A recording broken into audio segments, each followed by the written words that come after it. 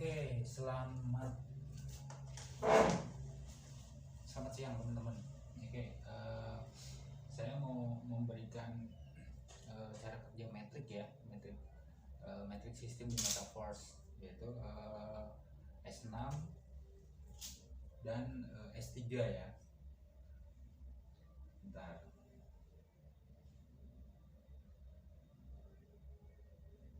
Oke. Di sini ada S6 ya, ada S6 di sini itu ada S6 ya, namanya S6 itu berarti ada 6 titik program ya, metrik di metrik S6-nya ada 6 titik program atau 6 space kosong. Nah, bagaimana cara bekerja dari metrik sistem itu di S6 ya, yaitu yang pertama ini kan ada S6 itu terdiri di klasik Metaforce-nya ada sekitar 8 metrik, dan di S3 itu ada 4 metrik ya. Ya, yang terdiri dari S6 itu di di level 1, 2, 4, 5, 7, 8, 10 dan 11. Nah, di level S3 itu ada di level 3, 6, 9 dan yang terakhir level 12. Nah, bagaimana cara bekerjanya di S6 itu ya? Yang pertama,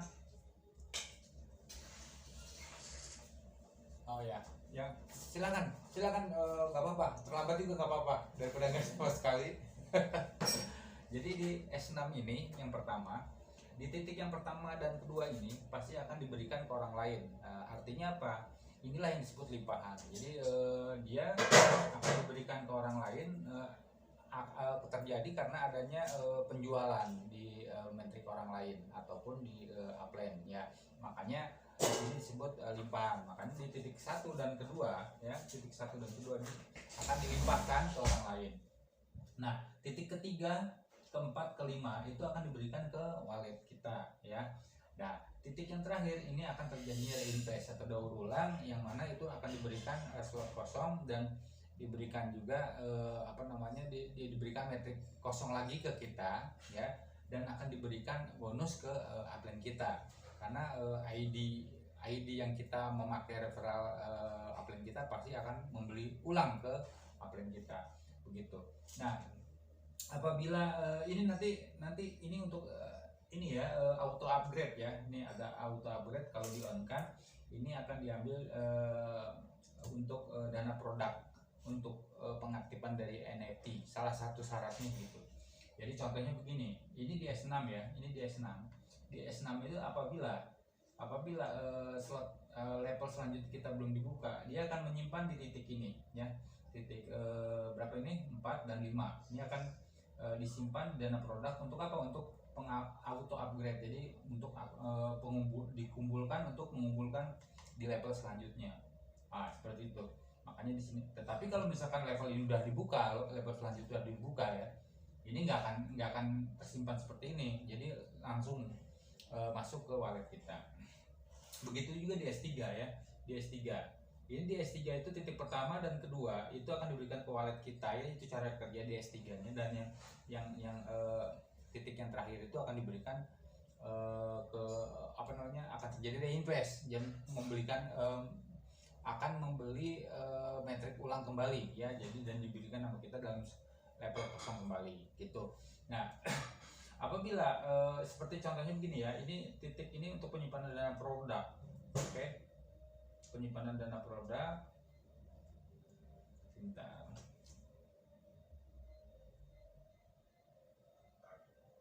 Artinya, saya ambil contoh misalnya teman-teman hanya membeli 2 slot di Force Classic ya. Artinya teman-teman hanya mendapatkan program X4 ya, kalau di sini disebut S6. Oke. Nah, apabila di S3 ini ya, di S3 ini apabila level selanjutnya itu belum terjadi pembelian, istilahnya masih kosong, dia akan disimpan dana produk untuk apa ya, untuk ini, untuk di dua titik ini untuk pengaktifan selanjutnya apabila auto upgrade-nya di on kan. Tapi kalau auto upgrade-nya di off kan atau dimatikan, bonus bonus akan masuk ke wallet kita ya, tetapi hanya 75%, yang 25% akan disimpan untuk dana produk royalti NFT ya, seperti itu. Oke, itu cara kerja dari Matic. Oke, Matic. Oke.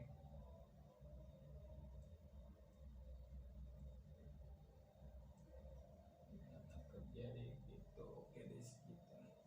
Oke, sampai di situ ya. Itu cara kerja dari Matic itu. Jadi ada S6, ada S3 ya. Yang mana di Force Classic ini ada 12 level. Jadi semakin tinggi levelnya itu semakin potensi mendapatkan bonusnya pun semakin tinggi, menyesuaikan dengan harga levelnya, seperti itu. Nah, di Metaverse ini ada beberapa ada beberapa pilarnya, 5 fondasi pilar yang menguatkan di Metaverse ini. Yang pertama adalah desentralisasi. Oke, desentralisasi itu artinya kebebasan. Jadi kebebasan dalam bertransaksi, otonom ya, tidak ada campur tangan manusia juga, tidak ada di sini karena semuanya tidak adanya terpusatnya, server terpusat maupun admin terpusatnya tidak ada. Jadi bebas kita berinteraksi peer to peer sesama member. Nah, yang kedua adalah jaringan Web3, yaitu jaringan blockchain ya. Jaringan blockchain itu apa? Jaringan blockchain itu jaringan yang memang sudah kuat ya, hebat banget ya di situ, karena adanya memori besar lah. Jadi semua transaksi ada di situ semua. Jadi tidak bisa kecil kemungkinan untuk error ya, seperti itu. Jaringan ini semua yang di cryptocurrency ya, di cryptocurrency ataupun yang bertransaksi di digital ya, pasti dia akan berada di jaringan blockchain ya, seperti itu. Jadi selama internet di dunia ini tetap jalan ya, mungkin tidak akan pernah mati gitu, seperti itu di Metaverse ini ya. Nah, yang ketiga adalah smart contract ya. Smart contract itu apa? Jadi kontrak pintar. Jadi transaksi yang ada di Metaverse ini sudah tertata rapi, tertulis secara kode ya. Jadi kita tidak, jadi kecil kemungkinan untuk error. Jadi tidak ada campur tangan manusia lah ya, seperti itu. Makanya disitulah adanya smart contract.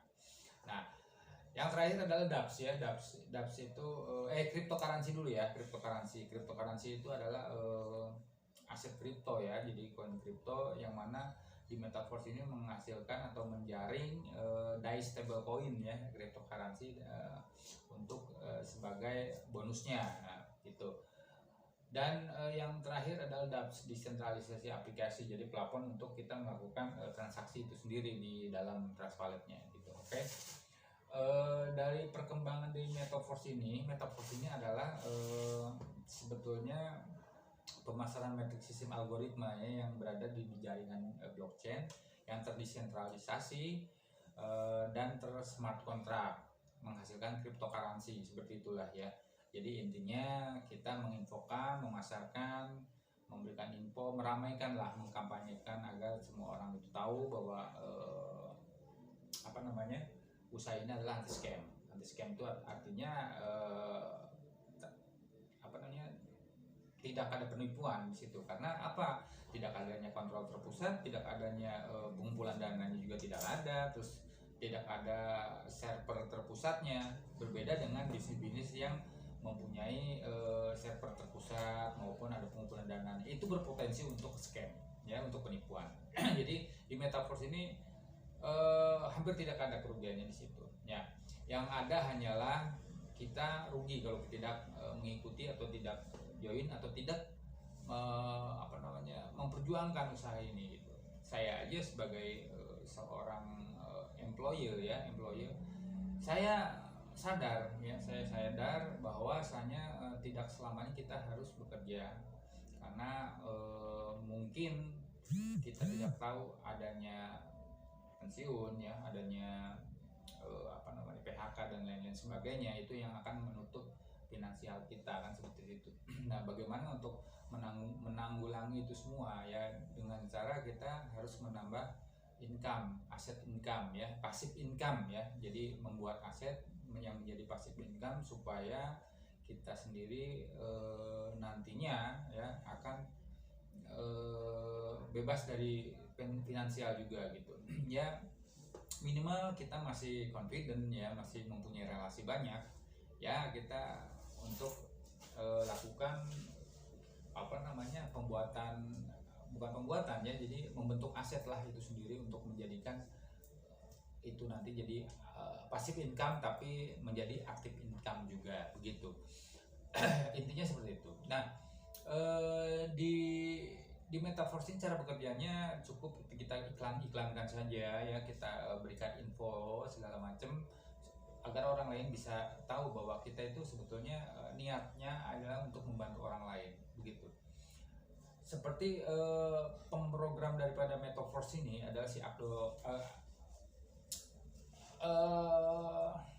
Oktanikos ya, jadi Lado Oktanikov dari Rusia ini membuat atau memprogram ini sebetulnya untuk menanggulangi pertamanya COVID-19 ya dulu itu, karena memang orang itu tidak bisa menghasilkan ya, tidak bisa keluar rumah tapi tetap harus bisa menghasilkan dari rumah. Nah, inilah diciptakan ini. Beliau adalah seorang ini ya sarjana perangkat lunak ya, dia bekerja di Microsoft itu udah hampir 13 tahun ya, dan beliau memprogram ini dengan niat tulusnya untuk membantu orang lain, dan dia membuat ini untuk kita gunakan dan semua orang bisa menggunakannya. Nah, kita tinggal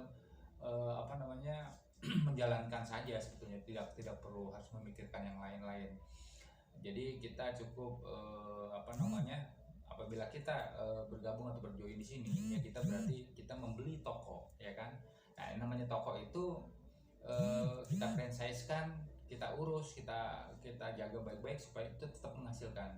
Jadi di pembelian metrik ini hanya sekali dan menghasilkan tanpa batas berkali-kali selamanya, dan itu bisa diwariskan untuk anak cucu kita nanti. Yang diwariskan itu harusnya memang seperti itu, kita yang diharuskan diwariskan itu aset bukan utang kan gitu ya. Dari sekarang kita membuat aset itu, jangan sampai nanti penyesal belakangan, karena yang penyesalan di mana belakangan, kalau di awal pasti pendaftaran kan gitu. Nah, di sini enaknya di metaverse ini, jadi kita hanya menjalankan dengan tulus ya, dengan dengan keahlian kita, semampu kita ya, karena memang kita itu IBO ya, jadi independent business owner. Jadi bisnis di sini ya itu bisnis kita sendiri ya, bonusnya 100% berkali-kali tanpa batas begitu. Jadi bisnis orang lain ya, usaha orang lain, tapi kita dipaksain untuk bergelut di situ. Bonusnya juga cuma 10-20%. Taruh contohnya ini, misalkan kalau kita taruhlah kita beli baju harganya 100.000, terus kita jual berapa tuh? Paling banter ya, paling kencang cuma 150.000. Untungnya cuma 50%, dan kita harus beli lagi tuh barang kan begitu. Nah, kalau di sini enggak. Pemahamannya seperti kita gunting rambut lah ya, buat tukang cukur rambut itu, dia beliin cuma sekali tapi menghasilkan terus menerus tanpa batas, seperti itu contohnya. Seperti kita mesin jahit ya, pemahamannya mesin jahit ya, kalau dalam dunia nyata ya, bukan dunia nyata, ada produk nyata ya, produk nyata. Jadi beli mesin jahit, kita membuat suatu produk dan hasilnya kita jual lagi, seperti itu sama. Nah, cuma di sini ya, kalau di sini ya produk atau usahanya yang diperjualbelikan itu ya metrik itu sendiri gitu, menghasilkan cryptocurrency. Nah, yang mana cryptocurrency itu adalah aset digital yang mana nanti bisa menghasilkan bisa kita hasilkan berkali-kali lipat, dan dolar loh ya, dia menghasilkannya kita stable coin DAI ya, DAI. Jadi satu DAI itu $1, itu luar biasa di situ. Nah, karena memang bisnis global ya, bisnis antar benua, nggak mungkin pakai rupiah dong, pasti pakai dolar gitu. Jadi hasilnya pun dolar gitu. Nah, banyak yang mengatakan bahwa susah ngajak orang. Kita tidak mengajak orang, kita hanya memberikan info. Kalau orang itu mau berjoin, syukur, nggak juga nggak apa-apa, syukur, alhamdulillah gitu. Kalau yang penting niat kita baik, bahwa info ini kita berikan untuk menolong dia juga kan gitu. Kalau misalnya dia nggak mau ya nggak apa-apa lah, kita cari yang mau kan gitu. Nanti juga dia akan mengintip lagi gitu kan. Jadi intinya gitu, saya kerja tuh 26 tahun, apa yang dihasilkan? Nggak ada gitu. Hanya sekedar begitulah ya, namanya orang kerja itu kan flat, cuman gaji segitu habis gitu habis. Tetapi di sini kita membuat aset, ibarat kita nanam pohon ya. Nanam pohon itu, kita kalau nanam pohon kita urus dulu, kita siram dulu, kita pupuk dulu sampai besar ya kan. Begitu udah kuat, akarnya udah hebat, panenlah kita. Seperti itu contohnya. Kita harus berproses, dimana dulu berproses. Yang namanya bisnis baru ini ya, namanya bisnis baru itu memang rada sulit di awal, tapi insya Allah dengan proses yang baik dan materi yang diberikan di power team ya, di power team kita akan semakin cerdas dalam berpikir, cerdas dalam mengedukasi, karena disitulah pupuk maupun air yang disiram di tanaman itu seperti itu. Jadi ada Zoom seminggu 2 kali di situ untuk khusus member, ada Rebo malam, kalau misalkan di minggu malam itu khusus umum ya, seperti itu. Jadi ada WAG juga ya, WhatsApp group. Jadi disitulah sebetulnya luar biasanya, karena kita memang di sini sambil berbisnis dan sambil belajar dan sambil menuntut ilmu seperti itu. Nah, jadi kita harus mempunyai prinsip seperti gelas kosong. Kosongkanlah gelas Anda terus untuk mendapatkan ilmu, sehingga ilmu itu akan bermanfaat buat kita sendiri, buat keluarga, dan buat kita semua. Oke. Joybus dari Bandung, join Metaverse bersama Power Team, Lucky Team, Joybus Agung dari Bandung. Jangan lupa subscribe dan like. Oke, thank you.